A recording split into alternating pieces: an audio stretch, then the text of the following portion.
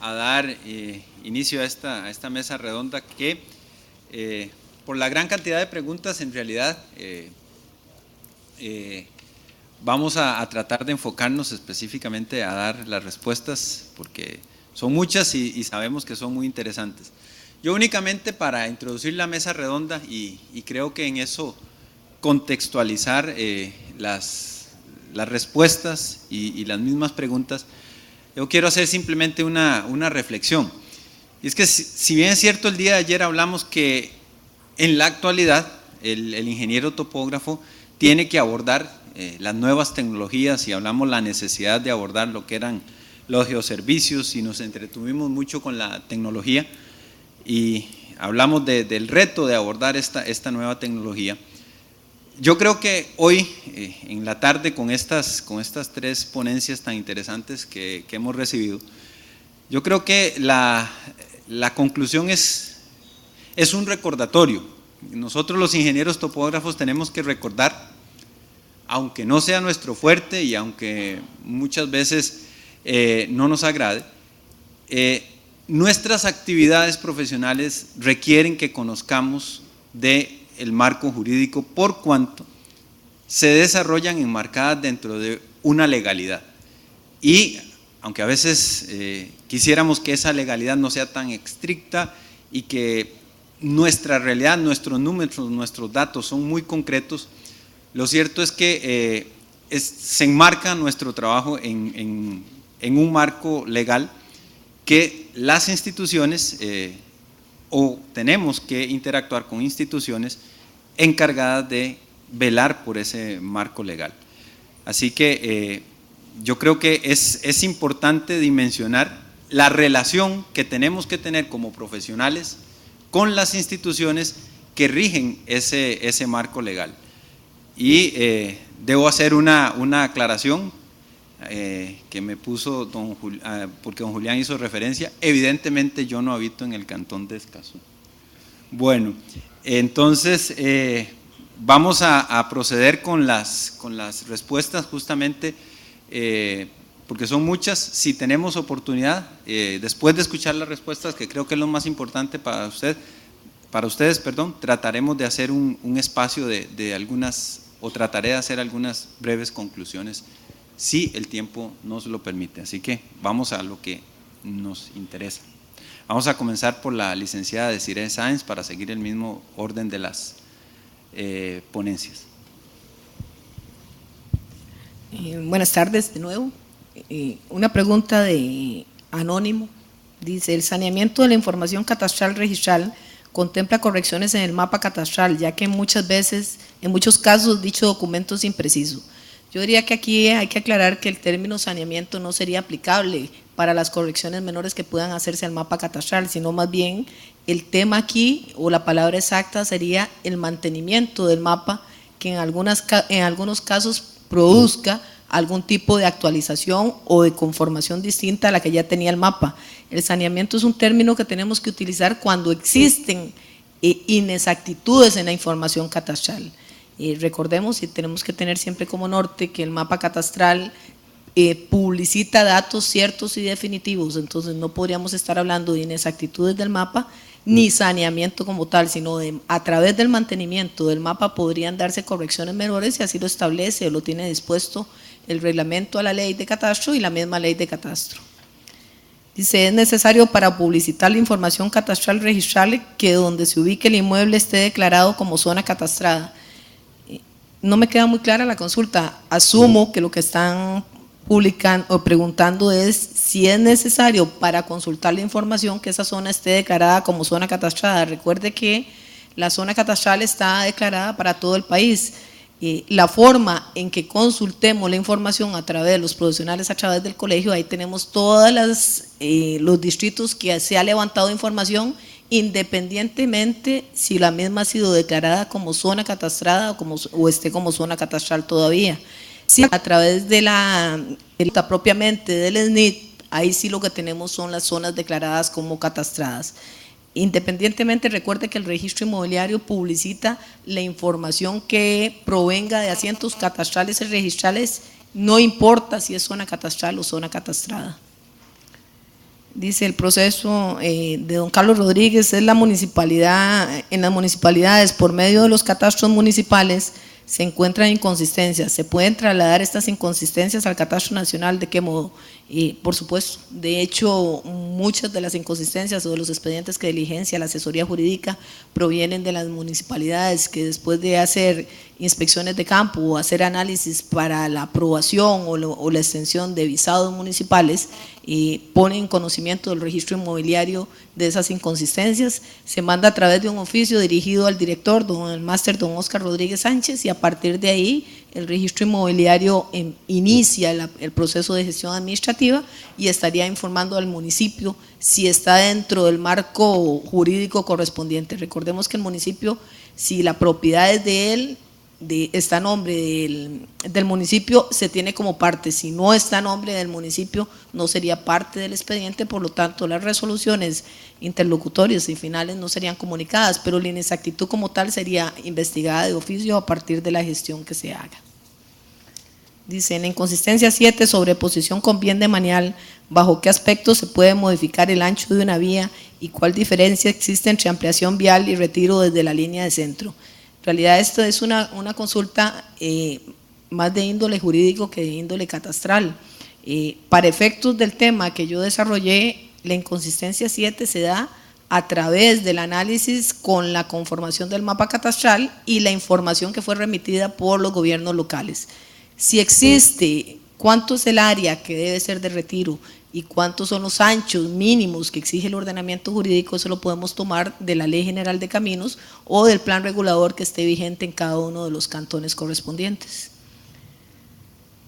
Dice, ¿podría ampliar acerca de la rectificación judicial? Don Freddy Estrada, con muchísimo gusto. Recuerde que la rectificación judicial es un proceso que se realiza cuando excedemos los porcentajes que establece la ley de informaciones posesorias. Es un procedimiento que se inicia a través del plano que inscribe un profesional de la agrimensura en la subdirección catastral y que a partir de ahí se hace la apertura, podría hacerse la apertura del expediente judicial en el mismo en el cual si se dio la información posesoria, o bien se hace una rectificación de área a nivel judicial. Es un procedimiento eminentemente jurídico que se realiza ante el juez donde esté la jurisdicción del terreno que estemos rectificando judicialmente. Si un plano generó 3 títulos, triple inmatriculación, se puede catastrar los predios uno por uno o debe hacerse todo el proceso, catastrar los 3, o tal vez, ¿qué pasa si una o 2 partes no quieren participar? Y si tenemos una triple inmatriculación, tenemos que participar los 3. Si no, podríamos hacer el saneamiento de esas 3 fincas si no tenemos a esos 3 titulares dispuestos para determinar cuál es el predio que cada uno se va a llevar. No resulta trascendental aquí si vamos a presentar 1, 2 o 3 planos, porque nosotros tenemos que tener claro que el panorama es conjunto. Si yo no me puedo apartar, si tengo 3 fincas con una triple inmatriculación, tengo que tener a esos 3 titulares presentando los planos para hacer un saneamiento total de la inconsistencia. En el caso de las municipalidades, cuando se encuentran inconsistencias tanto en los planos como en los estudios registrales, ¿a quién debemos dirigirnos para subsanar esa situación? Es la misma que la anterior, doña Maribel, con mucho gusto, a través de una gestión que promueva el titular del municipio, indicando cuál es la inconsistencia y aportando ojalá todos los documentos en los cuales se sustenta esa inexactitud en la publicidad registral. La apertura del expediente se inicia, ¿verdad? Lo que no le podemos garantizar es que lo que informa el municipio sea verdaderamente algo que deba diligenciar el registro inmobiliario. Recordemos que nosotros a través de la gestión administrativa investigamos inexactitudes de los asientos que provengan de errores registrales, no que provengan de errores exteriores al registro. Entonces podríamos encontrarnos en situaciones, pongo el ejemplo, un ejemplo aislado, que el municipio diga que otorgó un visado y que esa persona no estaba legitimada para otorgar el visado. Eso no sería una inexactitud de parte del registro inmobiliario, porque el visado para efectos nuestros viene con las formalidades que exige el artículo 79 o el 81 del reglamento de la ley de catastro. Entonces estaríamos en presencia de una inexactitud de orden extrarregistral que no sería a través de la gestión administrativa que podríamos nosotros cautelar. Como profesional independiente, ¿dónde consigo el manual de procesos requerido para elaborar la compatibilización de la información catastral registral? Con muchísimo gusto, en la subdirección catastral se le proporcionaría a cualquiera que lo necesite o lo ocupe. En caso de exceso de área que supera el 10%, la vía para saneamiento es únicamente información posesoria. Por favor, aclarar las áreas y el tema de la fe pública en área. Por partes, ¿verdad? La fe pública, de acuerdo al artículo 19 del reglamento de la ley de catastro y la ley de la agrimensura, la tenemos a través del derrotero, el área y la ubicación. Si no tenemos ninguna duda y presumimos siempre que el área que indica el profesional, de acuerdo a este postulado, es la que realmente encontró en el terreno. Entonces, bajo esta condición, estaremos avalando cualquier documento que presente el profesional y que indique el área. Ahora, recordemos que a través de esa fe pública el catastro está vedado de cuestionar datos que estén cobijados por esa fe. Entonces, nos ha pasado casos en los cuales la parte de denuncia dice, mire, el derrotero no cierra y esa área no es coincidente con el derrotero. ¿Cómo puede ser posible que el registro inmobiliario no se diera cuenta? Es casi como una arma de doble filo, porque cuando nos damos cuenta y le decimos al profesional que tiene un error en el derrotero, nos dice, ¿y mi fe pública? Si usted no me lo puede cuestionar. Entonces, por otro lado, más bien me están endilgando que yo no la cuestioné. Entonces, tenemos que tener claro que el catastro no revisa el derrotero. En el caso específico de zonas catastradas, porque la condición es especial, de ahí deducimos que no es clara la información que viene. Recordemos que en zona catastrada nosotros lo que tenemos, ustedes lo saben, y se ha impartido la capacitación correspondiente, son las coordenadas geográficas, ¿verdad? Con el nuevo sistema. Entonces, a partir de ahí, la fe pública del profesional en materia de área nosotros no la podemos cuestionar. Si del análisis de una inconsistencia denunciada por algún administrado cuestiona el derrotero y el área, es hasta ese momento, en apertura de la gestión administrativa, que nosotros analizamos y podríamos concluir que efectivamente hay una inexactitud, evidentemente endosable al profesional de la agrimensura, ¿verdad? En cuanto a la vía de saneamiento, es únicamente la información posesoria, no necesariamente.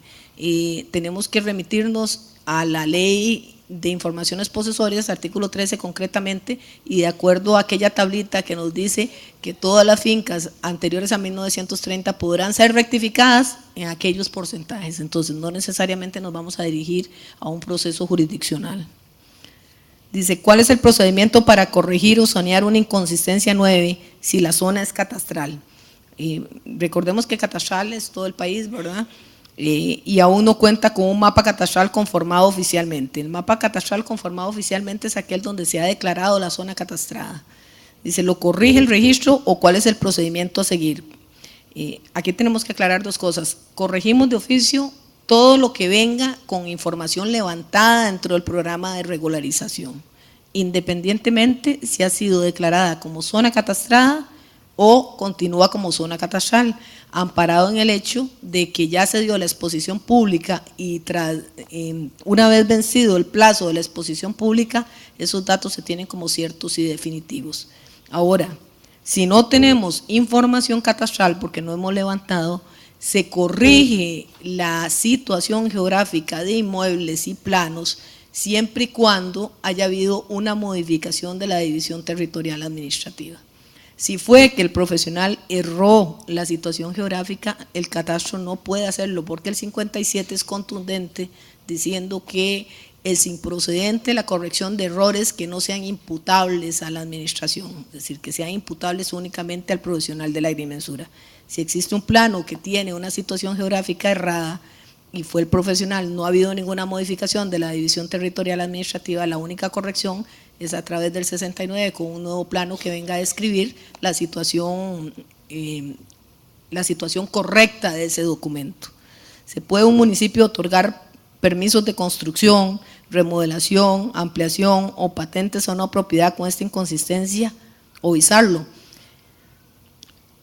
Vea que es una pregunta muy personal, yo no le veo ningún problema, ¿verdad? Lo que tendríamos que analizar es el marco de competencia de cada municipio para determinar si existe o no existe. yo les preguntaría, bueno, ¿podría el municipio otorgar un permiso de construcción, un permiso de remodelación en la inconsistencia 4? ¿Cuál sería el problema?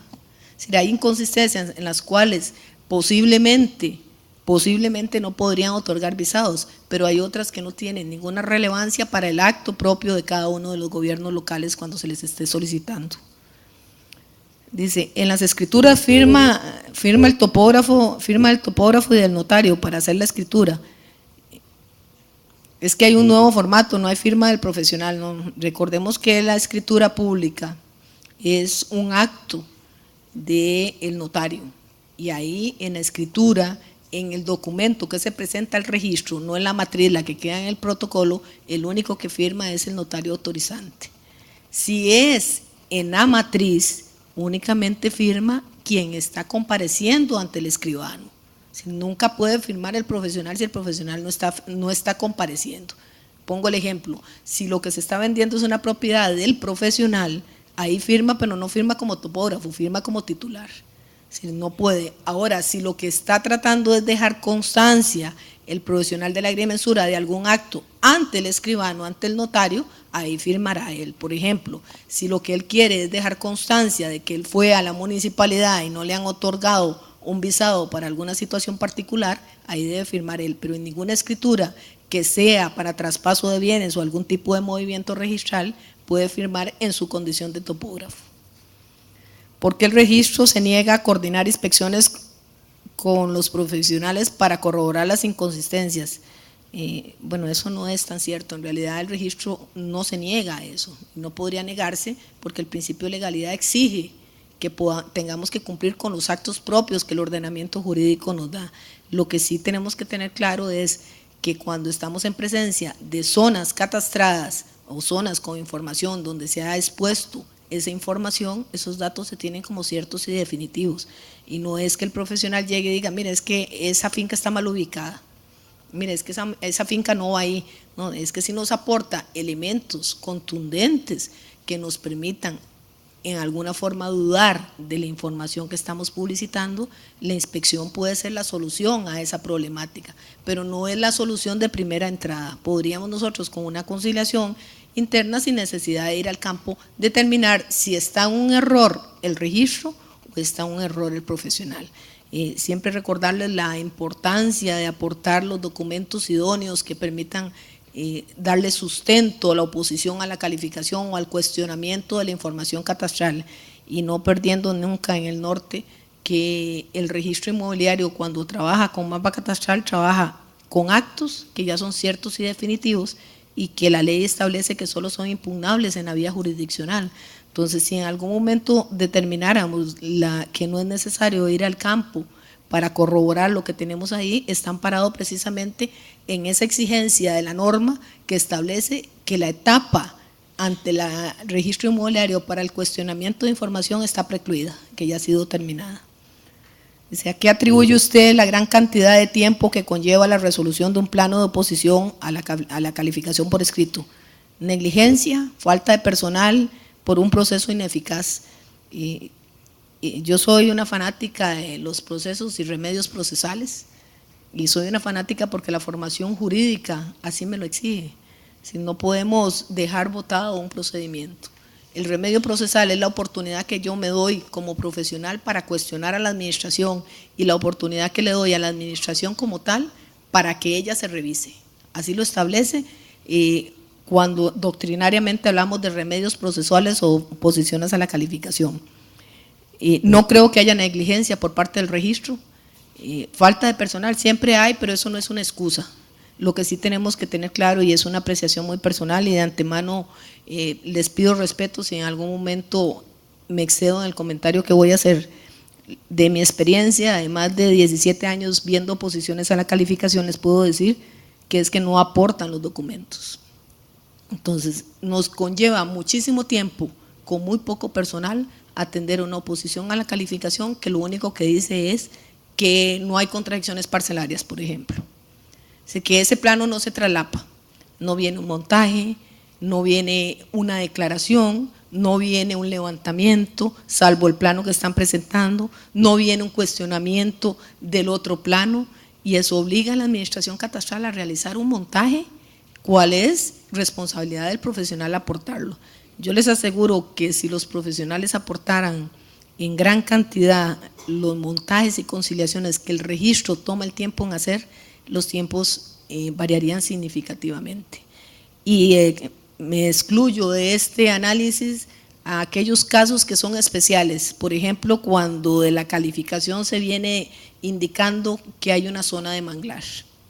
Entonces, o hay un río, el cual presumimos o presume el registrador que podría ser una ría. Eso obliga a una consulta al Instituto Geográfico, que siempre tratan de ayudarnos en el menor tiempo posible, son bastante diligentes, pero tampoco es que podamos resolver en 2 días.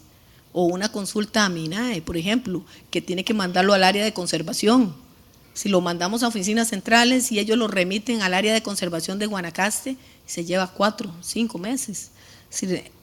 Eso no puede ser algo normal, es lo anormal. Siempre tomamos las previsiones y dictamos resoluciones interlocutorias que suspenden la calificación del documento sujeto a que eventualmente llegue la respuesta de la institución competente. Igualmente debo decir, hay situaciones en las cuales es muy necesario que todos los documentos, y tenemos que tenerlo como norte siempre, los documentos deben siempre, y no es que lo dice el registro inmobiliario, lo dice el ordenamiento jurídico, deben venir debidamente certificados. Entonces, perdemos mucho tiempo haciéndole resoluciones a los profesionales diciéndole que por favor aporten los documentos certificados. Nada más cito como ejemplo, cuando están tratando de que se levanten caducidades de presentaciones porque solicitaron un visado y el municipio no les ha contestado en tiempo, viene un papel. Yo no puedo darle validez porque el ordenamiento jurídico lo dispone así. Un papel que no viene debidamente certificado es simplemente un papel, y no es que yo dude que el profesional lo que me está aportando no sea cierto, no, es que el ordenamiento jurídico acepta como documentos válidos y perfectos únicamente los que vienen certificados. En este caso, cualquier documento que sea de este tipo tiene que venir con la certificación notarial correspondiente o del ente que lo emitió si fuera necesario. ¿Cuál es la cantidad de fincas inscritas a nivel nacional? Y realmente vale la pena esforzarse detalladamente en 2.600 a 3.000 expedientes. ¿No es mejor que pasen a la vía legal directamente? No, jamás. El registro inmobiliario no va a renunciar a su competencia y no puede renunciar a su competencia. Tenemos alrededor aproximadamente 1.700.000 fincas inscritas, y decir que no abrimos expedientes es rehusar a lo que por ley estamos obligados a conocer. Si yo no puedo decir eso, el registro inmobiliario no puede decir no abro expedientes y se vayan a la vía legal. La formación jurídica que tengo me permite decir que una de las mejores formas en que puedo descongestionar las vías jurisdiccionales es a través de las gestiones administrativas que se hacen en el registro inmobiliario. Quisiera más, si en este momento me permitieran tener una carta al niño y mi señor estuviera ahí al frente y me dice, ¿qué me pides? Deciré, yo le diría, deme un RAT, deme potestades, dele potestades al registro inmobiliario para llamar a las partes y llegar y arreglar ahí, mediante documentos, mediante la manifestación expresa de que quieren arreglar y podamos hacerlo, pero nunca trasladar, eso es trasladar las obligaciones que por ley se nos ha endosado a nosotros como institución. Dice, en una finca que tiene aviso catastral, ¿por qué después que el plano se catastra, luego lo vuelven a revisar? Porque si no sanea siempre lo inscriben, es como si hubieran 2 catastros. Mi amigo Donald Guerrero, me imagino que lo que pregunta es cuando el documento ha sido calificado y posteriormente lo quiere llevar al asiento registral. El procedimiento se establece de esta forma: el catastro inscribe con vista a la información catastral, pero como hay un aviso catastral, hay una directriz interna que exige que el registrador de propiedad o de bienes inmuebles o de la subdirección registral, como se llama hoy en día, consulte a la asesoría jurídica la viabilidad del movimiento registral. ¿Qué es lo que ha sucedido en escasas ocasiones? Y es que en el interín en que el documento se registra, todavía no teníamos la zona catastrada. Entonces, cuando es declarada como zona catastrada, tiene una condición distinta y se le exige una condición distinta. No creo que tengamos dos catastros, ¿verdad? Tenemos uno solo y la idea es hacer esfuerzos para que esa calificación esté siempre ajustada al mapa catastral, para que cuando dé la vuelta a nivel registral como tal, el documento esté perfectamente inscrito. Para eso tenemos en el CIP una casilla que dice verificado, de forma tal que cuando el documento ha sido verificado es compatible con el mapa. Lo único que hacemos es dar autorización al registrador para que él inscriba y de inmediato levante el aviso catastral, porque si no inscribiríamos y la finca nacería con el aviso catastral, lo cual sería improcedente.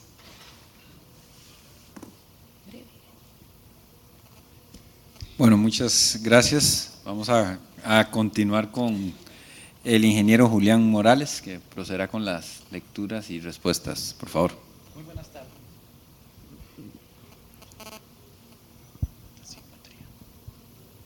Muy buenas tardes. Por efectos de tiempo no voy a ponerme a leer cada una de las preguntas, así que las agrupé en 3 puntos medulares, porque se repiten, muchos de ellos preguntan lo mismo. Una que sí saqué aparte es ¿por qué la información no se publica en el SNIP? Ahora lo comentaba con Alex. Bueno, yo no puedo publicar la información del ICE porque le pertenece al ICE. No puedo publicar la acueductos porque le pertenece a acueductos. Nosotros la hemos obtenido mediante convenios con estas instituciones, que igual lo ideal para este país es que toda esa información de todas las instituciones públicas, tanto municipales, ICE, MINAE, MOP, toda esta información esté disponible para cada uno de nosotros. Hay que recordar que mucha de esta información, de estos datos, son desarrollados con fondos públicos, por lo tanto deberían de estar disponibles. Entonces, este es un llamado a los representantes de las instituciones para que no tanto técnicamente sabemos que estamos de acuerdo en que tenemos que tener información, que políticamente se tomen las decisiones ya y se concentren esta información en un lado para que sea de conocimiento público para un mejor desarrollo de este país. Ahora bien, las demás preguntas van concentradas básicamente en las potestades o el cuestionamiento de la potestad que tengan o no tengamos las municipalidades o el gobierno local, los representantes de los gobiernos locales, a pedir requisitos como impuestos al día para dar autorizaciones y solicitar los retiros viales, solicitar 14 metros, 11 metros, 12 metros de los anchos de las vías. Hay que recordar una pequeño punto que hay que hacer una diferenciación entre lo que es derecho privado y derecho administrativo, derecho público. ¿Cuántos de aquí, se me levantan la mano, trabajan en lo privado, por favor? Bueno, ¿quiénes trabajan en una institución pública? Estamos muy parecidos, ¿verdad? La mitad. Hay que recordar que algo fundamental en la administración pública, de conformidad al artículo 11 de la Constitución y el artículo 11 de la Ley General de Administración Pública, el cual establece que nosotros somos simples depositarios de la ley. En nuestra Constitución así lo dice. Y también en la Ley General de Administración Pública establece que yo no puedo hacer más allá de lo que la ley me permite.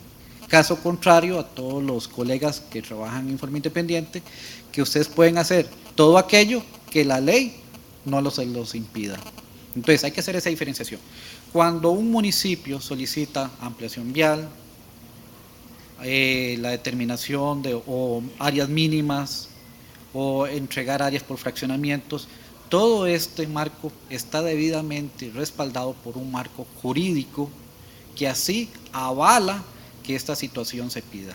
Entonces, yo no podría pedirte en un fraccionamiento, tienen que cederme ampliación vial porque la vía se ha programado en 14 metros, si no tengo un respaldo legal que me diga, debes pedir esto. Si no tengo nada que me respalde legalmente, simplemente no puedo solicitarlo. Al haber un marco legal, una ley de caminos, un plan regulador, etcétera, debo solicitarlo. Caso contrario, si no lo solicitara y la ley me pide que tengo que solicitarlo, me meto en serios problemas. Tengo total responsabilidad como funcionario por no haber solicitado lo que la ley me permitía. Básicamente, por efectos de tiempo, sí los invito a los que tienen alguna duda adicional, tienen mi correo, está publicado, y yo con mucho gusto les estaré contestando, pero básicamente se limitan en ese aspecto. Es un aspecto de legalidad. ¿Qué puedo hacer? Mucha gente me decía, es inconstitucional que tú pidas la ampliación vial sin dar una compensación por expropiación. Bueno, podría estar de acuerdo con ese término, pero tendría que ser la sala constitucional la que me tenga que venir a decir, mira, estás pidiendo esto con base a este artículo y ese artículo es inconstitucional. Hasta el tanto no se presente esa situación, en los 7 años que tenemos de aplicación del plan regulador solicitando las ampliaciones viales por esta normativa, nadie nos ha presentado. Cosa diferente, si fuera por una ampliación que se va a ver afectado, como ya les puso Daniel, la totalidad de una propiedad, o se puede haber afectado por una expropiación, por una ampliación vial, que también expropiamos para esos aspectos, ahí sí tendríamos que pagar toda la propiedad, en estos casos, pero siempre bajo un marco de legalidad. Entonces, muchas gracias por esos puntos, y los invito a que me escriban las preguntas ya más detalladas a mi correo, y con mucho gusto, por efectos de tiempo no cerré. Don Daniel, por favor. Muchas gracias, Alexander. A mí me llegaron poquitas preguntas. Desiree fue la que tuvo más trabajo en la mesa. Una pregunta anónima: ¿cómo varían los resultados obtenidos en la valoración multicriterio con la evaluación tradicional? ¿Existen ventajas? Pues los resultados como tal quizás no tiendan a ser muy diferentes. Ahora, de que existen ventajas. Yo puedo justificar mejor los valores que obtengo. Los que estamos aquí y hemos trabajado en evaluación, veo algunas caras conocidas, pues no me van a contradecir cuando yo digo que vemos avalúos, ¿verdad?, hechos por colegas que tienen que valorar una propiedad que tiene algún problema por deslizamientos o por inundación, que para considerar esta variable que obviamente pues afecta el valor del bien, aplican pues un demérito de un 10, de un 20%, y uno pues va a observar, ¿verdad?, que la justificación de ese 10, de ese 20% es de acuerdo, así lo ve uno pues explícitamente, de acuerdo al criterio del perito que suscribe este documento, ¿verdad? Este tipo de manera de trabajar pues deberíamos de ir evitándola, ¿verdad?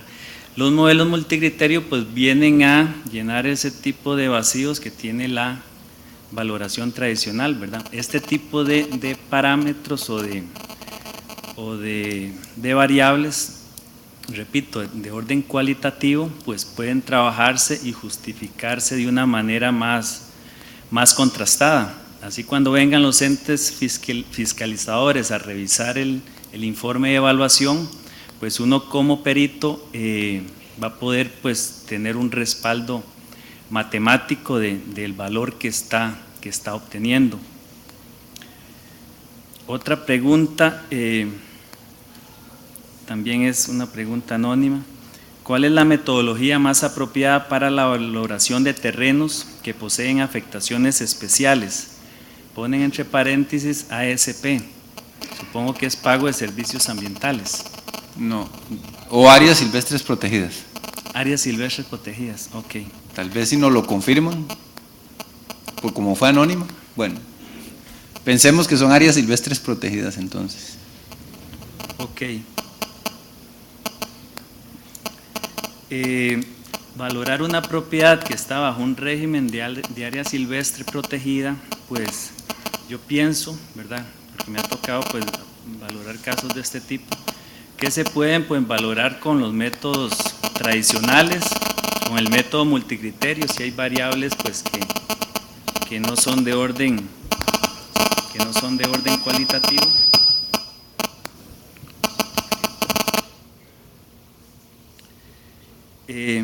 Yo pienso que con los métodos de mercado pues se puede obtener un valor, si así se requiere. La pregunta la terminan diciendo que normalmente estos bienes no son susceptibles a créditos por las afectaciones que poseen, ¿verdad? Esta parte de la pregunta pues tiene un trasfondo más legal que técnico. Los entes financieros, ¿verdad? Posiblemente dentro de sus políticas o dentro de sus consideraciones van a ver que son inmuebles que son difíciles quizás de comercializar en el caso que tuvieran que adjudicárselo y ponerlo a la venta. Tal vez la pregunta, dado que solo me hicieron dos, voy a ampliarla un poquito. Los bienes ambientales, tocábamos rápidamente en la presentación que con la metodología multicriterio se pueden valorar activos ambientales. Valorar un activo ambiental pues es en sí un concepto, abarca un concepto muy amplio que se llama valor económico total.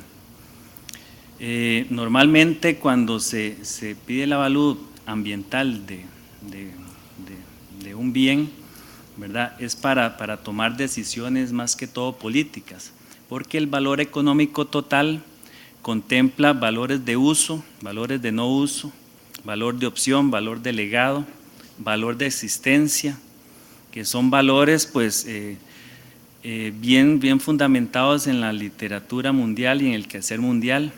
No obstante, si uno es el propietario de un bien de este tipo, pues uno es propietario únicamente de los valores de uso, de los valores de mercado.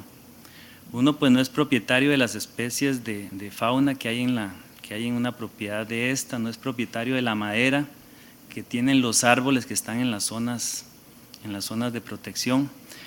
Entonces, cuando mencionaba que el multicriterio se podía utilizar para valorar activos ambientales, pues existe documentación al respecto.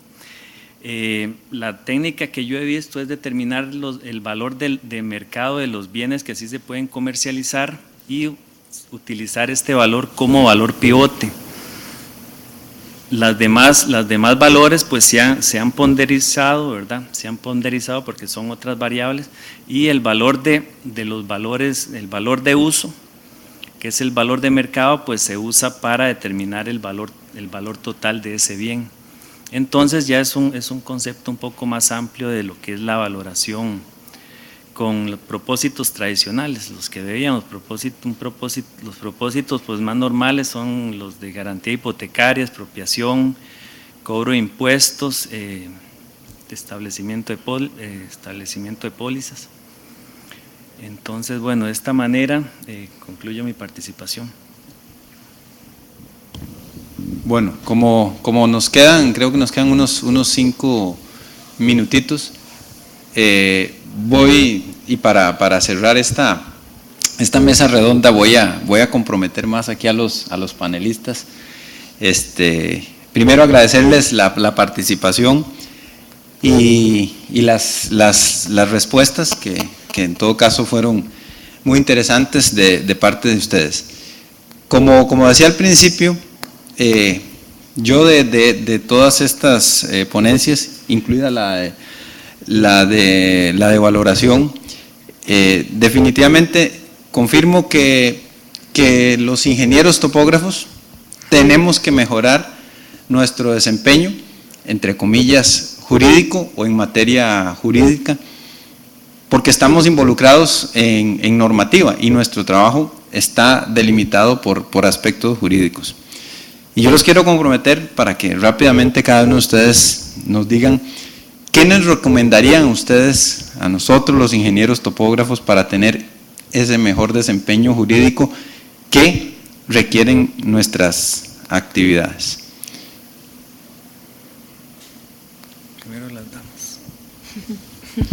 Primero las damas decidieron aquí. Esa parte de hoy no me gustó. Traemos una ausencia, ¿verdad? El profesional de la agrimensura trae una ausencia jurídica porque su formación evidentemente no es jurídica. Igualmente, si tuviera al frente arquitectos diría lo mismo, y si tuviera médicos diría lo mismo, y si tuviera ingenieros forestales diría exactamente lo mismo. El problema es que trabajamos con materia jurídica, entonces tenemos que tener conceptos básicos.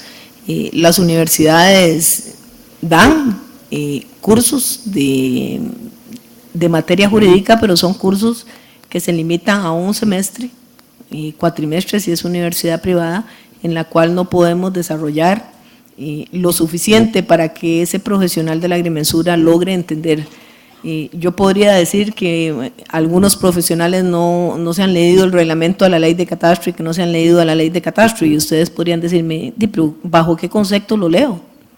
Si yo no tengo las bases jurídicas para poder interpretar lo que dice la norma. Entonces, creo que aquí el protagonista mayor tiene que ser el colegio. Si ya tenemos profesionales formados, a los cuales hay que capacitar a nivel jurídico, tenemos que darle herramientas para que logren entender cómo manipula, por ejemplo, en materia, y hablo en términos generales, en materia recursiva, en materia de recursos. Y si yo voy a cuestionar las actuaciones del municipio, tengo que saber cómo las cuestiono. Si el municipio no me da un visado, aunque tenga razón, yo tengo que tener los elementos, pero si no sé cómo usar la herramienta, cómo meter la llave que abre la puerta, de nada me sirve tener el derecho. Entonces, tenemos que tener una formación que quien debe llevar en este momento la vanguardia es el Colegio de Ingenieros, no solo para capacitar los que ya son profesionales, sino a través de una comisión, se me ocurre a mí, fomentar de que las universidades den cursos que sean más jurídicos y que le permitan a ese profesional de la agrimensura venir a guerrear o a hacer su trabajo con una herramienta que sea accesible para él y que sea comprensible para él. El catastro no puede formarlos, el catastro le va a contestar una resolución y nada más comento, el profesional lee la resolución y muchos me han dicho, licenciada, ya yo me leí todo pero no entendí, ¿me van a inscribir el plano? Sí, rica en fundamentos jurídicos, cualquier resolución tiene que venir rica en fundamentos jurídicos, pero si yo no tengo el conocimiento mínimo para hacerlo, para entenderlo, entonces evidentemente tengo que buscar ese conocimiento y no se me ocurre otra opción que la capacitación. Y cuando hablo de capacitación no tiene que ver si la misma es pagada o no es pagada. El registro inmobiliario ha facilitado a través de sus funcionarios la posibilidad de capacitarlos en cualquier tema que sea necesario, y si eso compromete a la suscrita, yo siempre estoy en la mejor disposición de hacerlo en beneficio, y no crean que es que soy muy buena. Es que en el tanto ustedes entiendan la parte jurídica, mi escritorio tiene menos expedientes. Bien. Sí, aquí coincido mucho con la licenciada y también llamo a todos ustedes, incluido yo, a que retomemos ese deseo de capacitarnos, a ir más allá de nuestra profesión. Cada día en este mundo globalizado tenemos que interactuar con diferentes profesiones. Cada profesión en su ámbito va a tener una legislación de aplicación.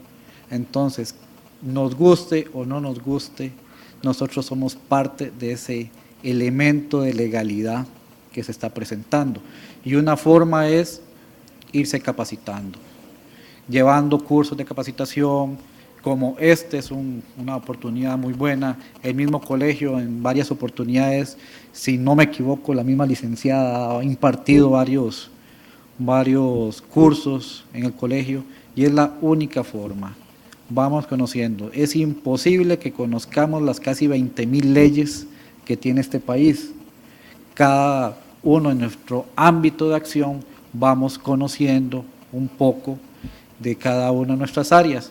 Entonces, por lo menos aquí, ya que Alex me comprometió, me comprometo delante de todos ustedes y aquí don Marco y nuestro querido presidente Gerardo, Guillermo, a que se abra un espacio en el colegio, yo con mucho gusto podré dar una explicación más amplia sobre los procedimientos de visados en el Colegio Federado, donde ya podremos contestar más amenamente las preguntas y con mucho gusto ahí estaré. Entonces, es una capacitación constante que hay que tener y los invito a que se unan a ella. Muchas gracias. En el campo en el que yo me desenvuelvo, que es el campo de la evaluación, pues somos partícipes diferentes tipos de profesionales. La evaluación en Costa Rica pues estaba en manos de agrónomos, de ingenieros civiles, de arquitectos, de topógrafos, de ingenieros en construcción y al tener una formación de ingenieros, pues los aspectos de orden legal muchas veces nos pasan la factura, porque a la hora de elaborar los informes que corresponden, pues hay un trasfondo de tipo jurisdiccional que hay que manejarlo muy bien. A nivel de maestría, por ejemplo, pues hay un curso de los introductorios que se llama pues evaluación legal.